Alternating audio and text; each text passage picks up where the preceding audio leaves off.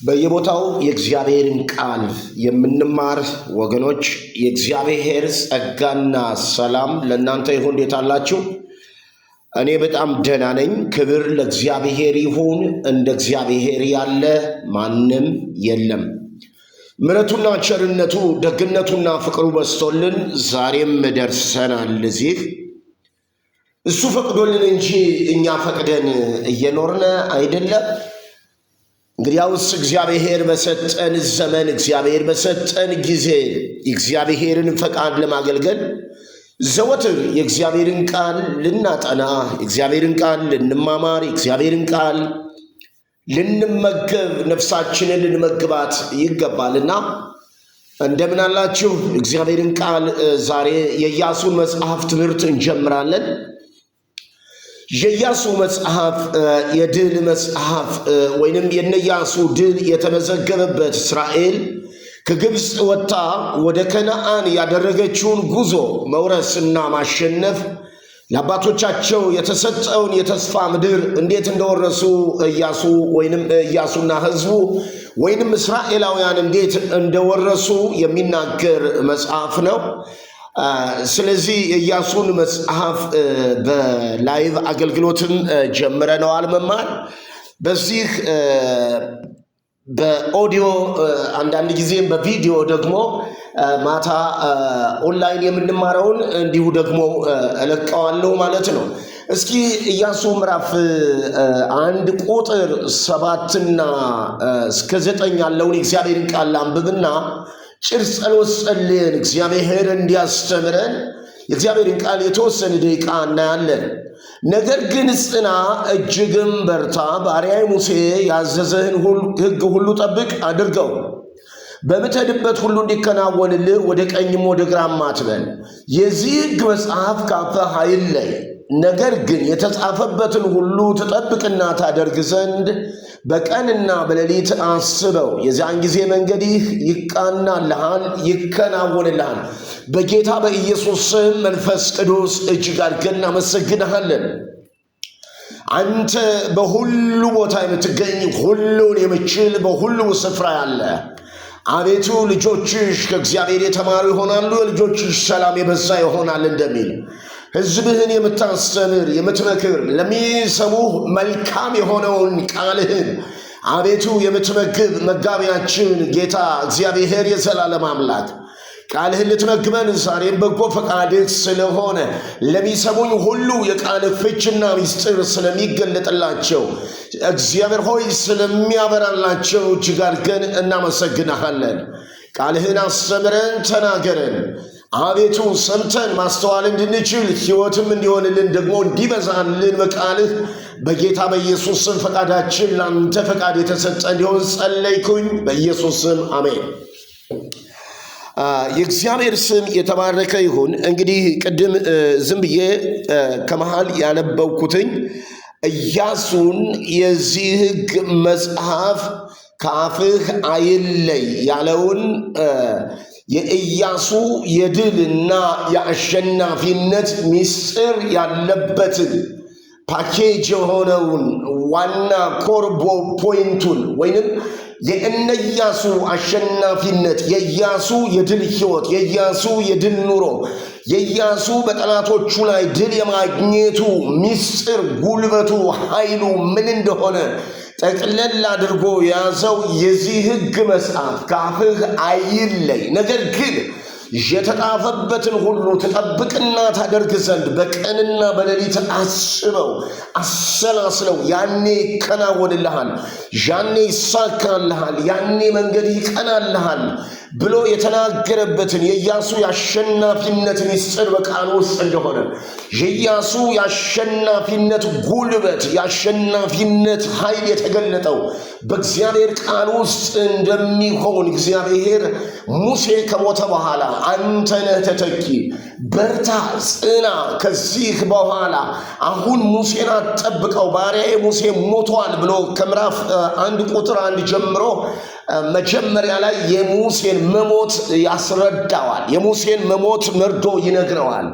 ሙሴ ሞቷል። ከዚህ በኋላ ሙሴን አትጠብቅ። ሙሴ አይደለም የሚመራ እስራኤልን የሚመራ ከዚህ በኋላ ተተኪው መሪ አንተ ነህ፣ ተተኪው አገልጋይ አንተ ነህ፣ የሕዝቡን ርስት የምታወርስ አንተ ነህ። ለአባቶቻችሁ እሰጣለሁ ብዬ የገባሁትን የተስፋ ቃል ለዚህ ሕዝብ የምታወርስ አንተ ነህ። አሁን ሙሴ ሩጫውን ጨርሷል። አይመጣም ከዚህ በኋላ ተተኪው መሪ አንተ ነህ። ተተኪው የእስራኤል መሪ፣ ተተኪው የእስራኤል አገልጋይ አንተ ነህ። ስለዚህ የዚህ ሕግ ቃል ሙሴ የነገረ ሕጉ የሚለው አምስቱ የፔንታቱክ ወይንም አምስቱ የሙሴ መጽሐፍት የሚለውን ለመጥቀስ ነው። እሱን ነው የሚያመለክተው። እስራኤላውያን እንዴት ከግብፅ እንደወጡ፣ እግዚአብሔር እንዴት እንደታደጋቸው፣ እግዚአብሔር በሙሴ አማካኝነት እንዴት ድል እንደሰጣቸው፣ እንዴት ቀይ ባህርን እንዳሻገራቸው፣ እንዴት ቀይ ባህርን አሻግሮ እዚያ ቦታ ላይ እንዳደረሳቸው የሚናገረውን ሕጉን ለእስራኤል የሕይወት መመሪያ ይሆን ዘንድ ሙሴ 40 ቀንና 40 ሌሊት ጾሞና ጸልዮ የተቀበለውን ያንን ቃል፣ ያንን የሕይወት ቃል፣ ያንን የድል ቃል እሱ ካፍህ አይለይ ይለዋል ኢያሱን ማለት ነው። እሱ ካፍህ አይለይ፣ እሱን ካንደበትህ አትለየው፣ እሱን ከጉሮሮህ አትለየው። የተጻፈበትን ሁሉ ትጠብቅና ታደርግ ዘንድ በቀንና በሌሊት አስበው፣ አሰላስለው። እንግዲህ ወገኖቼ ዛሬ ስለ ድል ሕይወት ወይንም የድል ሕይወት እንዴት እንኖራለን ብለን ራሳችንን ስንጠይቅ የኢያሱን መጽሐፍ ስናጠና የኢያሱ መጽሐፍ ድል የተገኘበት የነ ኢያሱን ሕይወት የእስራኤላውያን ድል ዮርዳኖስን እንዴት እንደተሻገሩ ዮርዳኖስን ተሻግረው እንዴት ርስታቸውን እንደወረሱ እንዴት በርስታቸው ላይ የበላይ እንደሆኑ ለአብርሃምና ለይስሐቅ ለያዕቆብ የተነገረው ያን የተስፋ ቃል እንዴት እንደወረሱ እንዴት ኪዳናቸው እንዴት ቃላቸው እንደተፈጸመላቸው የሚናገር እንዴት በአሸናፊነት ምድሪቱን እንደወረሱ ኢያሱ 31 ነገሥታትን እንዴት እንዳሸነፈ የሚናገር ድንቅ የሆነ መጽሐፍ ነው። ስለዚህ ኢያሱ ለመሆኑ ማን ነው? መጽሐፉስ ማን ነው? የሚል አንዳንድ ጥያቄዎችን ማንሳታችን አይቀርም። ዋናው ትኩረታችን ውስጥ መልእክቱ ላይ ቢሆንም እንኳ ለመግቢያነት ያክል ኢያሱ ማን ነበር? የኢያሱስ መጽሐፍ በማን ነበር የተጻፈው? ኢያሱ ማለትስ ምን ማለት እንደሆነ ትንሽ ነገሮችን እንመለከታለን ማለት ነው። ኢያሱ የሚለው አውሴ የሚል ስም ነበረው። በኋላ ግን ሙሴ ኢያሱ አለው። ትርጉሙም ደህንነት ወይንም አዳኝ፣ ታዳጊ ማለት ነው። ከማቴዎስ ወንጌል ምዕራፍ 1 ቁጥር 21 ጋር የሚመሳሰል ነው። በርቀት ክርስቶስን የሚያሳይ አዳኙን የሚያሳይ ስም ነው። አዳኙን ክርስቶስን ለሰው ልጆች ሁሉ የሚገለጠውን ክርስቶስ ኢየሱስን መድኃኒትን እሱን የሚያሳይ የስም ትርጉም ነው።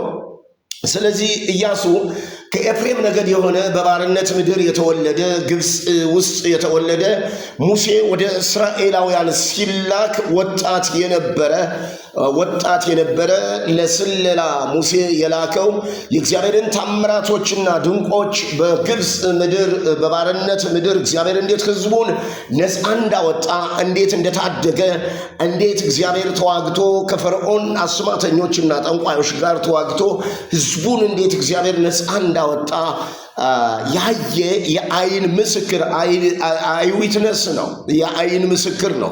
የእግዚአብሔርን ተአምራት ለመናገር የእግዚአብሔርን ድንቅ አሰራር ለመናገር ለመመስከር የሚችል ሰው ነበር። ያ ብቻ አይደለም። ኢያሱ ታላቅ የጦር ጄኔራል ነበር። በዘጸአት ምዕራፍ 17 ላይ ቁጥር 9 ሙሴ ኢያሱን ጎልማሶችን ምረጥና ከአማሌቅ ጋር በመንገድ ማለት ነው ተዋጋ፣ እኔ በትሬን ሄጄ በተራራ ላይ ሆናለሁ ብሎ ኢያሱ የሥጋውን ጦርነት ወይንም ደግሞ በመንገዳቸው ላይ ካሉ መንገዳቸውን ዘግተው ከያዙ አታልፉም ከሚሏቸው ከአማሌቅ ጋር ይዋጋ ነበር። ሙሴ ደግሞ በተራራ ላይ ነበር። ስለዚህ ኢያሱ አንድ የጦር ጄኔራልም ነበር ማለት ነው። ኢያሱ የጦር ጄኔራልም ነበር ማለት ነው።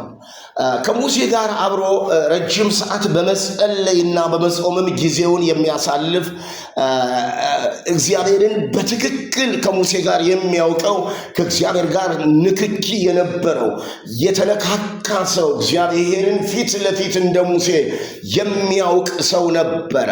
ስለዚህ ከሙሴ የተማረው ነገር አለ። እጁን የጫነበት የጥበብና የጸጋ ጉልበት የተሞላ የአሸናፊነት የእምነት ጽናትና መንፈስ የነበረው ሰው ነበር ኢያሱ። ስለዚህ ወገኖቼ ስለ ኢያሱ በጣም ብዙ ነገር ማለት እንችላለን። ወደ መጽሐፉ ጠለቅ ብለን ስንገባ ግን መጽሐፉን ጠለቅ ብለን ስንመረምረው ግን የኢያሱን ምንነትና ማንነት እናያለን። ኢያሱ የተሳካለት መሪም ነበረ። ዮርዳኖስን አሻግሮ የተስፋይቱን ምድር ያወረሰ ነገስታትን 31 ነገስታትን ድል የነሳ አሸናፊ የጦር ጄኔራል ነበር። ስለዚህ የኢያሱ መጽሐፍ የድል መጽሐፍ ነው። ዛሬ ለኛ ከኤፌሶን ምዕራፍ 6 ጋር ከቁጥር 10 ጀምሮ እስከ 17 ያለውን ክፍል ስናጠና በቀረውስ በጌታና በኃይሉ ችሎት የበረታችሁ ሁኑ ብሎ ጳውሎስ እንደተናገረው ኢያሱም በጌታና በኃይሉ ችሎት የበረታ አሸናፊነት መንፈስ የነበረበት ነው። ዛሬ እኔና እናንተ ከነ ኢያሱና ከአባቶቻችን ሕይወት የምንማረው የአሸናፊነት መንፈስ አለ። የአሸናፊነት የድል መንፈስ አለ። ዓለምን፣ ኃጢአትን፣ ክፋትን፣ አመፃን የምናሸንፍበትን ጉልበት ዛሬም እግዚአብሔር ለኛ ሰጥቶናል። ክብር ለጌታ ለኢየሱስ ይሁን። ይሄ ትምህርት ይቀጥላል። ጭር ጸሎት ጸልየ ለዛሬ በዚህ እንጨርሳለን። ቀጣይን እንቀጥላለን። አምላኬ እግዚአብሔር የአሸናፊነት መንፈስ በኢየሱስ ስም ይለቀቅልን። ይህን ስላደረክልን ደግሞ እናመሰግናለን። በኢየሱስ ስም አሜን።